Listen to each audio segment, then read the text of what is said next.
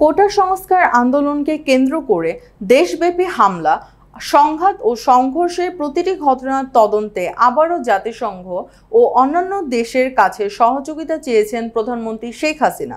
তিনি তাদের দক্ষতার মাধ্যমে অপরাধীদের বিচারের মুখোমুখি করার জন্য সহযোগিতা চেয়েছেন।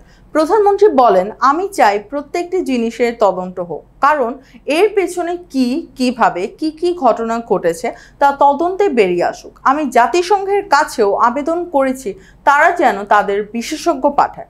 অন্য কোনো দেশ যদি চায় তারাও যেন বিশেষজ্ঞ পাঠায়, কারণ আমি চাই এই ঘটনাগুলোর সুষ্ঠু তদন্ত হোক। বিস্তারিত দেখুন ডেস্ক রিপোর্টে। প্রধানমন্ত্রী আরও বলেন, যেই দায়ী থাক আমাদের তার বিরুদ্ধে ব্যবস্থা নিতে হবে। গতকাল বৃহস্পতিবার রাজধানীর ফার্মগেট এলাকায় কৃষিবিদ ইনস্টিটিউশন বাংলাদেশে স্বেচ্ছা রক্তদান কর্মসূচি, আলোচনা ও দোয়া মাহফিলে প্রধান অতিথির বক্তব্যে প্রধানমন্ত্রী এই কথাগুলো বলেন।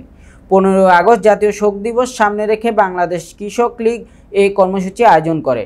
সাম্প্রতিক সহিংসতার বহু মানুষের প্রাণহানি ও সরকারি সম্পত্তি ধ্বংসের এ কথা উল্লেখ করে প্রধানমন্ত্রী বলেন, কোটা আন্দোলনের আড়ালে জঙ্গিরা তাদের হিংসার দাঁত দেখিয়েছে।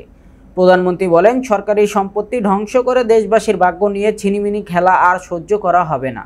বিদেশে বাংলাদেশের ভাবমূর্তি ক্ষুণ্ণ করার জন্য দেশব্যাপী তাণ্ডব চালানো হয়েছে বলে অভিযোগ করেন তিনি।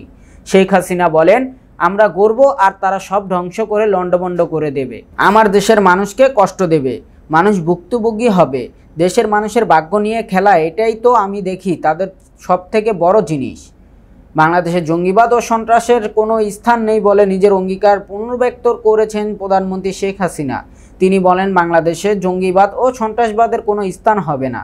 ক্ষমতাসীন আওয়ামী লীগের সভানেত্রী শেখ হাসিনা দেশবাসীকে সতর্ক করেছেন, জামায়াত ও শিবির আন্ডারগ্রাউন্ডে চলে যাবে এবং নিষিদ্ধ হওয়ার পর তাদের ধ্বংসাত্মক কর্মকাণ্ড চালিয়ে যাবে। তিনি বলেন, সবাইকে এই লক্ষ্যে সতর্ক থাকতে হবে এবং আমি দেশবাসীর সহযোগিতা কামনা করছি।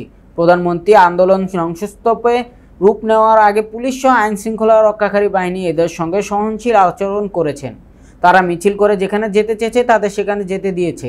তিনি নিজেও আইন শৃঙ্খলা রক্ষাকারী বাহিনীকে তাদের নিরাপত্তা প্রদানের জন্য বলেছেন।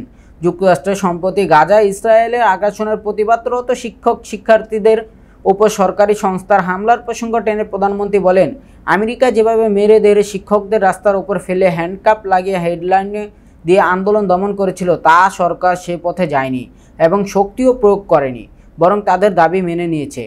প্রধানমন্ত্রী বলেন, দেশব্যাপী মিথ্যা অপপ্রচার সামনে চালিয়ে যাওয়া হচ্ছে। আমি ক্ষমতা থেকে আমার মানুষের জীবন নেব, সেটা তো কখনো হতে পারে না। শেখ হাসিনা বলেন, তারপর আজ বাংলাদেশে এতগুলো প্রাণ যে ঝরে গেল এর দায়িত্ব কার? একটা জিনিস গেলে আবার গড়ে তোলা যায়, কিন্তু জীবন গেলে তো আর ফিরে পাওয়া যায় না। এই জন্যই আন্তর্জাতিক তদন্তের আহ্বানের পাশাপাশি ঘটনাগুলো তদন্তে 3 সদস্য বিশিষ্ট বিচার বিভাগীয় কমিটি করে দেওয়া হয়েছে বলে উল্লেখ করেন প্রধানমন্ত্রী। অনুষ্ঠানে আওয়ামী লীগের উপদেষ্টা পরিষদের সদস্য ইউসুফ হোসেন হুমায়ুন, কৃষি ও সমবায় বিষয়ক সম্পাদক ফরিদুর নাহার লাইলি প্রমুখ বক্তব্য দেন। বাংলাদেশের কৃষক লীগের সভাপতি সমীর চন্দ্রের সভাপতিত্বে অনুষ্ঠানে সঞ্চালনা করেন সাধারণ সম্পাদক উম্মে কুলসুম স্মৃতি। অনুষ্ঠানের শুরুতে 1975 সালের 15 আগস্টে শহীদদের প্রতি গভীর শ্রদ্ধা নিবেদন করে 1 মিনিট নীরবতা পালন করা হয়। অনুষ্ঠান শেষে 1975 সালের 15 আগস্ট শহীদ ও সাম্প্রতিক সহিংসতায় নিহত ব্যক্তিদের বিদেহী আত্মার মাগফিরাত কামনায় মিলাদ ও দোয়া মাহফিল অনুষ্ঠিত হয়।